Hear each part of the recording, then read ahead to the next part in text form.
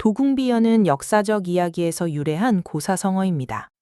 이 성어와 관련된 이야기는 가장 초기에 전국책 연책 3에 등장하며 사기 자객 열전에도 같은 이야기가 기록되어 있습니다. 진나라 왕 영정은 육국을 병합하는 통일전쟁을 진행하며 한나라와 조나라를 멸망시키고 이어서 연나라로 곧장 진격했습니다. 나라의 위기를 구하기 위해 연나라 태자 단은 치밀한 계획을 세워 자객 형가를 보냅니다. 형가는 진나라를 배신하고 연나라로 망명온 장군 번호기의 머리와 연나라 독항의 지도가 담긴 두루마리를 가지고 진나라로 갔습니다.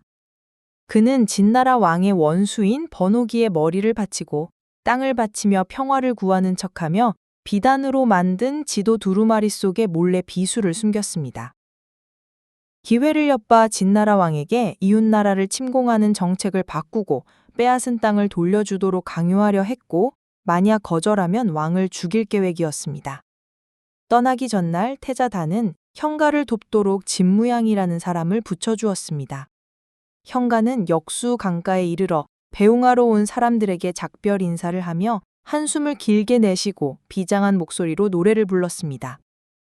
바람은 쓸쓸하고 역수 강물은 차갑구나. 장사는 한번 떠나면 다시 돌아오지 않으리. 그리고는 진무양의 손을 잡고 수레에 올라타 뒤도 돌아보지 않고 쏜살같이 떠났습니다. 기원전 227년, 현가는 진나라의 수도 함양에 도착했습니다. 진나라 왕은 연나라 사신이 번호기의 머리와 독항의 지도를 가져왔다는 소식에 매우 기뻐하며 조복을 차려입고 신하들을 정돈하여 함양궁에서 현가를 성대하게 접견했습니다. 현가는 번호기의 머리가 담긴 나무 상자를 들고 진무양은 지도가 담긴 상자를 들고 한 걸음씩 궁전의 계단을 올랐습니다.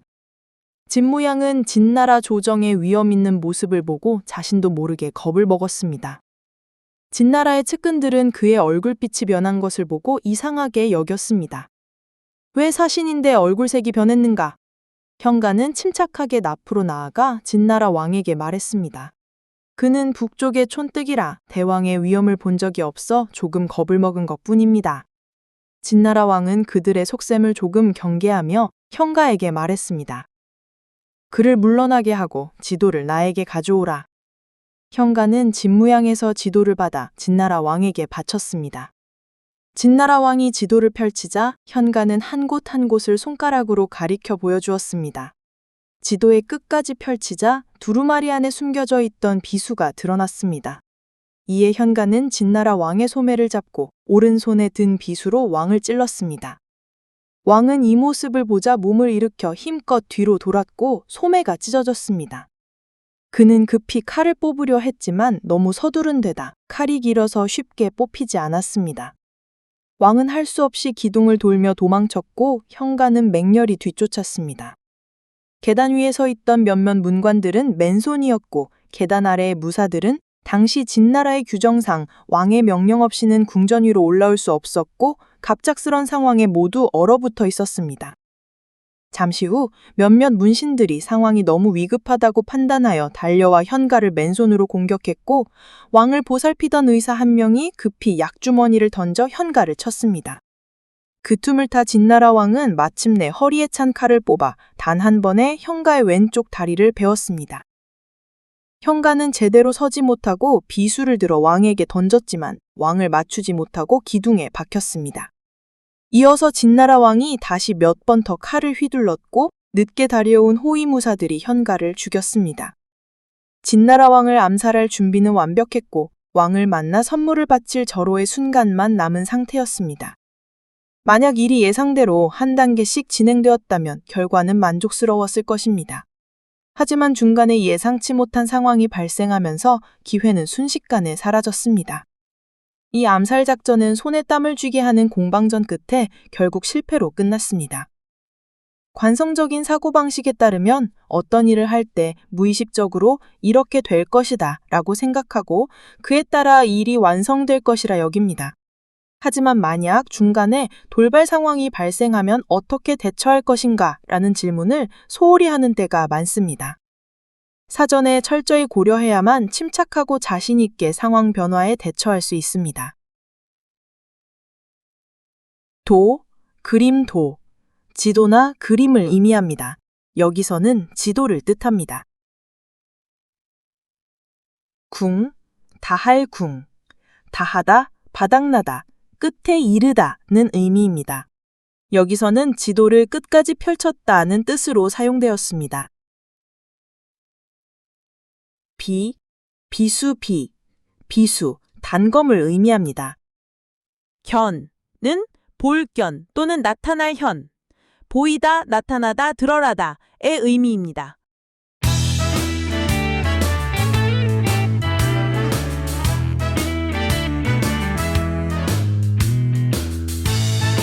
안녕하세요, 여러분. 정말 유명한 역사적 사건이죠. 바로 형가의 진시황 암살 시도. 네. 그리고 여기서 나온 성어 도궁비현까지 한번 깊이 파고들어 보겠습니다. 저희가 함께 살펴볼 자료들을 바탕으로 이 극적인 순간, 그 의미를 제대로 파헤쳐보는 게 오늘의 미션입니다. 자, 시작해볼까요? 이 사건은 전국시대 말기, 그러니까 진나라의 통일전쟁이 거의 막바지에 이르렀을 때예요. 네, 약소국이었던 연나라가 정말 절박한 상황에서 던진 승부시였죠. 그렇죠. 도궁비현, 지도를 딱 펼치니까 비수가 나왔다. 네, 맞아요.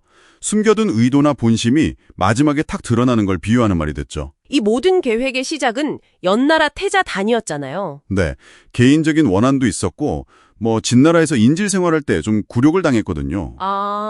게다가 나라가 망할 위기니까 그래서 이 위험천만한 계획을 세운 겁니다. 암살자로는 형가를 선택했고요. 이 사람이 지식도 많고 검술도 뛰어나고 또 굉장히 침착했다고 하죠. 맞아요. 태자단이 형과 마음을 얻으려고 정말 온갖 공을 들였습니다. 금의 옥식이라고 하죠. 네, 재물, 미녀는 기본이고 상경이라는 높은 벼슬까지 주면서 그 유명한 말, 선비는 자기를 알아주는 사람을 위해 죽는다. 네, 바로 그 충성심을 끌어내려고 한 거죠. 암살 성공의 키는 두 가지였어요. 그게 바로 번호기의 목이랑 독항지도. 그렇죠.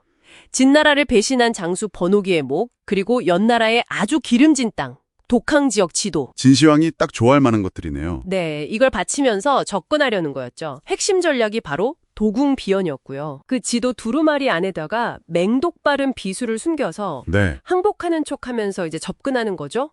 번호기 목이랑 귀한 지도를 같이 주니까 진시황도 기뻐서 경계심을 풀 거다 이렇게 계산한 거예요. 당시 궁궐법도 이용했다고 하던데요. 외국 사신은 무기 소지 금지. 맞아요. 그 점을 역이용한 거죠. 조력자로는 진모양이라는 사람이 뽑혔는데 어릴 때 사람을 죽여서 용맹하다고 알려졌지만 이게 또 나중에 문제가 돼요. 그렇군요. 그 비수는 또 명장이 만들었다고요? 네, 조나라의 서부인이라는 사람이 만든 아주 예리하고 독이 묻은 비수였죠. 형가가 떠나기 전에 그 역수 강가에서의 송별식 장면, 이것도 빼놓을 수가 없죠. 정말 비장함 그 자체였죠. 태자단이랑 손님들 다 흰 옷 입고 애도의 상징이잖아요. 네, 형가 친구 고점리가 슬픈 곡조로 축을 연주하고 그때 형가가 그 유명한 노래를 부르잖아요. 바람은 쓸쓸하고 역수강물은 차구나. 장사 한 번 떠나면 다시 돌아오지 못하리. 정말 이 의식 자체가 임무의 비장함을 더 극대화시킨 거죠. 자, 그리고 기원전 227년 드디어 진나라 수도 함양에 도착합니다. 진시황은 번호기 목이랑 지도를 갖춘다니까 엄청 기뻐서 성대한 접견식을 열었죠. 근데 여기서 첫 번째 문제가 터지죠. 궁궐 계단을 오르던 진모양. 네, 갑자기 얼굴이 새파랗게 질려서 막 떨기 시작한 거예요. 계획이 탄로날 뻔한 순간이었네요. 그렇죠. 근데 형가가 여기서 진짜 침착하게 저 북쪽 변방의 미개한 자라서 천재의 위험을 처음 뵙고 두려워하는 겁니다. 이렇게 둘러대서 위기를 넘겨요. 와, 대단한 순발력이네요. 네. 하지만 이미 좀 삐걱거리기 시작한 거죠. 그리고 마침내 도궁비현의 순간이 옵니다. 형가가 천천히 지도를 펼치니까 끝에서 비수가 딱! 네. 형가가 바로 비수를 들고 진시황을 찌르려고 달려들었죠. 근데 진시황 반응이 또 예상 밖이었어요. 깜짝 놀라서 옷소매를 뿌리치고 벌떡 일어났다고요. 네, 굉장히 민첩하게 피한 거죠. 근데 여기서 또 다른 문제가 생겨요. 그 검 문제죠. 진시황 검이 너무 길었다는 거. 맞아요. 90cm가 넘었다고 하니까 그 급박한 상황에서 칼이 안 뽑히는 거예요. 그래서 기동을 돌면서 시간을 벌어야 했군요. 네. 게다가 그 궁궐 법규 때문에 왕이 직접 명령하기 전에는 무장 호위병들이 바로 달려들 수가 없었어요. 진짜 상황이 꼬이네요. 네. 근데 바로 그때 정말 아무도 예상 못한 일이 벌어져요. 의원이었던 하무제가 자기가 들고 있던 약 주머니를 형가한테 던진 겁니다. 정말 작은 행동인데. 그렇죠. 근데 이게 결정적이었어요. 현가가 그 약주머니에 맞고 잠시 주춤한 사이에 그 사이에 진시황이 검을 뽑았군요. 네, 뽑아서 현가의 다리를 베어버린 거죠. 마지막으로 현가가 비수를 던졌지만 네, 기둥에 맞고 결국 실패로 끝납니다. 들어보면 단순히 현가의 검술이 부족했다 이건 아닌 것 같아요. 절대 아니죠. 진무양의 공포, 진시황의 예상 외의 민첩함, 너무 길었던 검, 또 초기 대응을 막았던 궁궐 규식. 그리고 하모자의 약 주머니까지. 맞아요. 정말 여러 복합적인 요인, 특히 예측 불가능한 인간이라는 변수가 크게 작용한 결과죠. 아무리 치밀하게 계획해도 한계가 있다는 걸. 보여주는, 네, 아주 극명하게 보여주는 사례입니다. 이 이야기는 사마천의 사기, 자객열전이나 전국책 같은데 아주 잘 기록되어 있죠. 네. 후대에는 연단자 같은 소설에서는 태자단이 미녀손을 쩔라서 현가에게 줬다. 이런 좀 더 극적인 이야기가 덧붙여지기도 하고요. 아, 그런 건 좀 역사적 사실과는 거리가 멀 수도 있겠네요. 그렇죠. 하지만 그만큼 이 이야기가 가진 힘이 크다는 거죠. 문화적인 영향력은 정말 막대합니다. 도궁비현은 지금도 쓰이는 성어가 됐고요. 네. 현가라는 인물 자체도 비극적 영웅의 상징처럼 되었잖아요. 충성심, 희생정신. 근데 또 보면 처음엔 좀 주저하기도 했고 친구를 기다리려고도 했고 아, 맞아요. 그 부분도 흥미롭죠. 네. 그리고 어쩌면 단순히 죽이는 것보다 생포하려 했을 수도 있다. 이런 분석도 있고요. 과연 이게 영웅적인 저항이었을까? 아니면 그냥 역사의 큰 흐름을 거스르려 한 무모한 행동이었을까? 그렇죠. 시대에 따라서 평가가 계속 달라져 왔어요. 도연명 같은 시인들의 시도 있고 장이목 감독 영화 영웅도 그렇고 계속 재해석되는 거죠. 자, 오늘 이야기를 정리해보면 정말 치밀하게 세웠던 계획이 예측 불가능한 현실, 특히 사람이라는 변수 앞에서 어떻게 무너질 수 있는지를 생생하게 보여주는 사례였습니다. 네, 아무리 완벽해 보이는 전략이라도 한계는 있다는 걸 깨닫게 해주죠. 이런 극한 상황에서의 어떤 계획 수립과 그 결과를 이해하는 데 중요한 단서를 제공하는 것 같아요. 맞습니다. 이게 단순히 오래된 옛날 이야기가 아니라 극한 상황에서의 계획, 인간 심리, 또 우연의 역할, 그리고 영웅 서사가 어떻게 만들어지고 기억되는지에 대한 시대를 초월한 교훈을 담고 있다고 봅니다. 듣고 계신 여러분께도 시사하는 바가 있을 거고요. 네, 분명히요. 마지막으로 한번 생각해 볼 질문을 던져봅니다. 만약에요, 현가에 처음에 기다리려 했던 그 친구가 실제로 함께 갔더라면, 혹은 진무양 대신 다른 인물이었다면 결과는 어떻게 달라졌을까요? 그러게요.